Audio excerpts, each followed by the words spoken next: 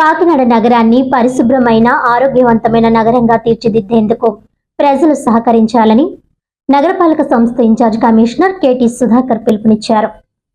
ఈ సందర్భంగా పర్లోపేటలో గల సాగ్రిగేషన్ ప్లాంట్ను అనంతరం డంపింగ్ యార్డ్ను కమిషనర్ సందర్శించారు. అక్కడ ఉత్పత్తి అవుతున్న సేంద్రియ ఎరువును త్వరితగతిన తరలించే ప్రక్రియను వేగవంతం చేయాలని సంబంధిత అధికారులకు సూచించారు. ఎరువు తరలింపు వేగం పెరిగితే కొత్త చెత్తను డంప్ చేసేందుకు యార్డ్ లో తగిన స్థలం లభిస్తుందని ఆయన తెలిపారు. అలాగే సంజయ్ నగర్ నుంచి పాత పోర్ట్ రైల్వే స్టేషన్ వరకు రహదారి నిర్మాణం మరో వారం రోజుల్లో ప్రారంభం కానుందనడంతో చెత్త డంపింగ్ కోసం ప్రత్యామ్నాయ ప్రదేశాలను అధికారులతో కలిసి పరిశీలించారు. అనంతరం రాజా ట్యాంక్ సమీపంలోని అన్నా క్యాంటీన్ ను ఇన్ఛార్జ్ కమిషనర్ పరిశీలించారు. 5 రూపాయలకే అందిస్తున్న అల్పాహార ప్రమాణాలు సరిగ్గా పాటించకపోవడంపై ఆయన అసంతృప్తి వ్యక్తం చేశారు. ప్రభుత్వం నిర్దేశించిన ప్రమాణాలకు అనుగుణంగా ప్రజలకు ఆహారం అందించాలంటూ సిబ్బందికి కఠిన ఆదేశాలు జారీ చేశారు. ఈ పర్యటనలో sanitation supervisor Rambabu, DE Adinarayana తదితరులు పాల్గొన్నారు.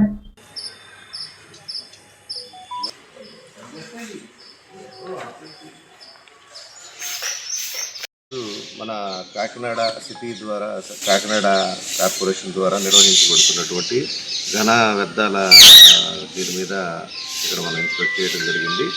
అయితే మనకు ఆర్గానిక్ కంపోస్టు తర్వాత డ్రై వేస్ట్ ఏదైతే ఉన్నాయో ప్లాస్టిక్ ఇవన్నీ కూడా సాగ్రిగేట్ చేసి వాటిని సక్రమమైన రీతిలో మనం డిస్పోజ్ చేసే క్రమంలో ఇక్కడ ఒక 2 సెంటర్స్ రన్ అవుతూ ఉన్నాయి. ఈ 2 కూడా ఇన్స్పెక్ట్ చేయడం జరిగింది. దీంట్లో కొన్ని మిషన్స్ రిపేర్ వల్ల తాత్కాలికంగా నిలుపుదల చేశారు. ఇప్పుడు ఆ మిషన్స్ కూడా 4 రోజుల్లో ఇది రిపేర్ చేసేసి మనం ఈ యొక్క ఘన తర్వాత వ్యర్థాల ఈ యొక్క సపరేషన్ అనేది మనం చేయటం, తర్వాత జీరో వేస్ట్లోకి మనం వెళ్ళటానికి చర్యలు తీసుకోవటానికి ప్రాతిపదికన ఈ ఉద్యోగ ప్రాతిపదికన ఇది చేయడానికి ప్లాన్ చేయడం జరిగింది.